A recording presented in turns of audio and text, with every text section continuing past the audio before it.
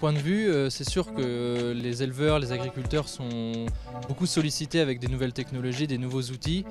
Tout l'enjeu, c'est de trouver l'outil qui réponde vraiment à leurs besoins et qui leur apporte une plus-value, quoi. Et il faut bien identifier que c'est encore un domaine jeune. C'est un domaine en croissance, c'est un domaine où chaque acteur essaye de faire sa place. Et donc ça donne cette impression de foisonnement de techniques, de foisonnement d'outils. Aujourd'hui, on a une offre assez large et c'est parfois un petit peu la jungle de comparer les solutions, notamment en termes de prix et de fonctionnalité, on va dire, sur toutes ces technologies, quoi. Ce qui est sûr, c'est qu'à l'avenir, les choses vont se décanter. Et il y aura des technologies qui vont émerger, prendre plus de place que d'autres, qui de fait vont constituer une forme de norme. Et donc ce sentiment de fouillis devrait se calmer ou se normaliser dans les années à venir.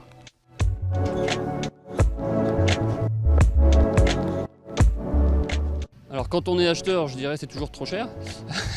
Et c'est là où c'est parfois un peu difficile, c'est que sur une même technologie, on peut avoir des prix qui varient du simple au triple. Dans certaines, on va dire, localisations en France, avoir tous ces trucs électroniques, ça apporte pas spécialement grand chose. Par contre, ça fait que le matériel coûte plus cher.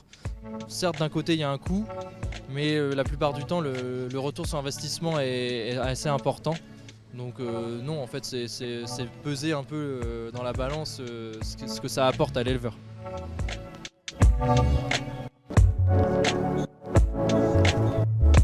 Il y a des choses qui sont trop compliquées.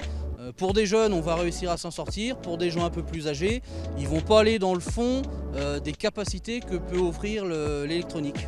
L'ergonomie s'est beaucoup améliorée puisque maintenant on a beaucoup d'applications directement sur le téléphone, donc c'est tactile, assez simple, etc.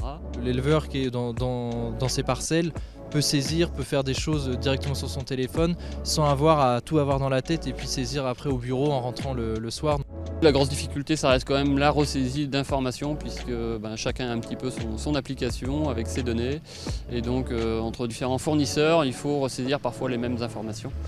Si on prend les OAD, il est utile que ces OAD soient interopérables, interconnectés, pour que l'agriculteur ne reprenne pas 4 fois les mêmes données. Il faut que l'interface soit spontanément lisible, qu'il n'y ait pas besoin de mode d'emploi pour comprendre quel est le résultat. Tout le monde y travaille. Et on commence à avoir maintenant des outils extrêmement simples d'emploi et qui ne nécessitent pas d'apprentissage particulier.